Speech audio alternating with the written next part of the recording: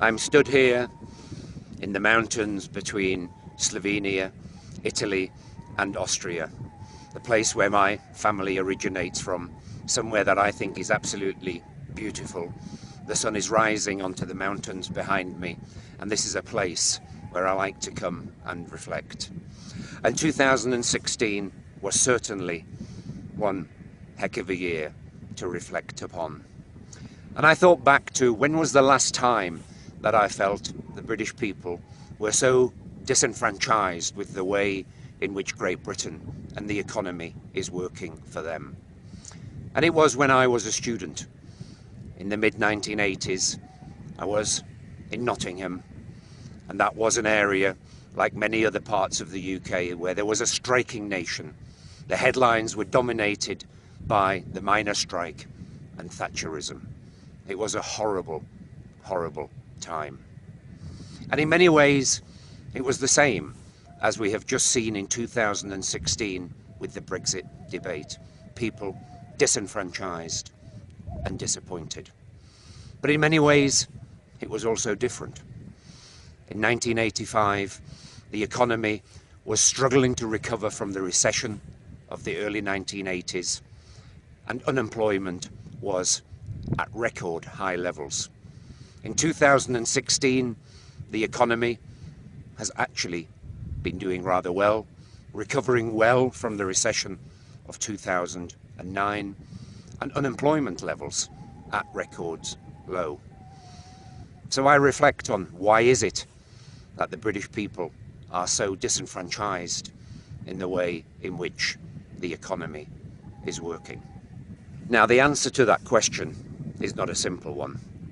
If it was, it would have been fixed by now. It's complex. The Brexit debate showed us how complex, how divided the debate is. And we could go over all of that again, but it won't help us.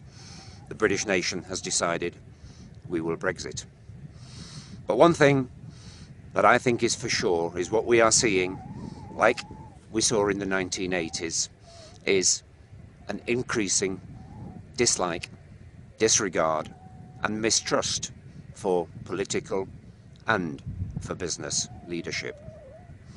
And that has certainly made me reflect. I'm not trusted. That doesn't feel good. Yet I was one of those kids who in the early 1980s went to a comprehensive school in Leeds, where, spurred on by the nation, I was told if you work hard, you can get out there and you can create a nice lifestyle for yourself and you can be successful. And that's what I've done.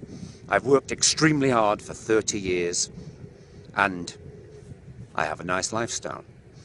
But let me tell you, at the forefront of my mind has always been that I also want to make sure that I'm making a difference for a better organisation, for the people within it, and very importantly, for the communities and for the society that we serve.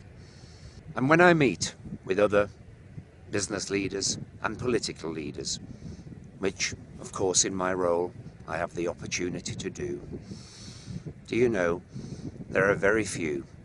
As a matter of fact, there are no business leaders that I work with that don't share those same values as me, that they want to make a difference to their organisation overall. They care about their people and they care about society. At least those are the people that I deal with. I marvel at the philanthropy, at the generosity of a lot of the people that I deal with. Of course, there are some bad apples, and we read about those in the media. But one thing that I really wish for as we go into 2017 is that we see a little bit more balance and we see a little bit more reflection in terms of what the real issues are. And one thing is for sure, we all need to be more responsible. And that would be my second wish for 2017, a nation where all are more responsible. That is, business leaders, political leaders. The media needs to reflect too, to help us have a more balanced debate. And for all of us as citizens of the UK, what I would love to see for 2017 is a debate that is much less polarised, and one that is more responsible, more respectful of one another. Whether we're born in Great Britain or whether we come from Europe, like I did, to create a better life for myself, or indeed from anywhere else in the world. Let's just have a more calm and respectful discussion about what we all want, which is a better economy and a society that works for all.